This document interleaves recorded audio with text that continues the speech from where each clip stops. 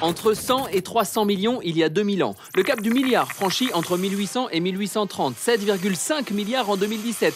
7,7 milliards aujourd'hui. 9,7 milliards en 2050. 11 milliards en 2100. Ah, la surpopulation, l'ultime fléau qui ferait imploser la planète. Vraiment ? D'après l'ONU, la moitié des 2 milliards de personnes qui naîtront dans les 30 prochaines années verront le jour dans 9 pays. L'Inde, le Nigeria, le Pakistan, la République démocratique du Congo, l'Éthiopie, la Tanzanie, l'Indonésie, l'Égypte et les États-Unis. L'Afrique est le centre de cette croissance. Sa population devrait quadrupler, passant de 1 milliard en 2010 à 4 milliards en 2100.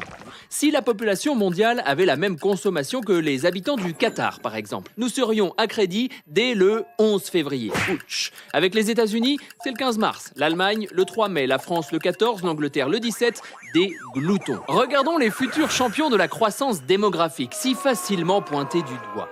Si l'humanité consommait comme les Égyptiens, le jour du dépassement glisserait au 25 novembre. Avec les Indonésiens, le 18 décembre. Quant à l'Inde, le Pakistan, la Tanzanie, la République démocratique du Congo, l'Éthiopie ou le Nigeria, c'est simple. Si l'on s'alignait sur eux, il n'y aurait tout simplement pas de jour de dépassement. Rien, nada.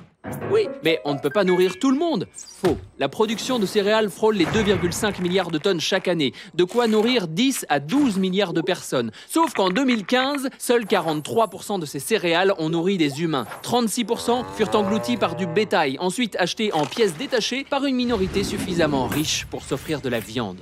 D'ici à 2050, nous serons mécaniquement 2 à 3 milliards de plus, quoi qu'il arrive. Même avec une dictature de l'enfant unique, une pandémie ou une guerre mondiale meurtrière. Mais la courbe change. En 1950, la fécondité mondiale était de 5 enfants par femme. Elle est tombée à 2,5 aujourd'hui. Il y a 50 ans, la croissance de la population était de 2% par an. Aujourd'hui, elle est de 1,1%. Ce n'est pas la démographie qui est incontrôlable, mais la peur qu'on en a. Car agiter la surpopulation nous évite de questionner nos modèles de société. Ouvrons les yeux et regardons la démographie en face. Elle a des choses bien plus essentielles à nous raconter.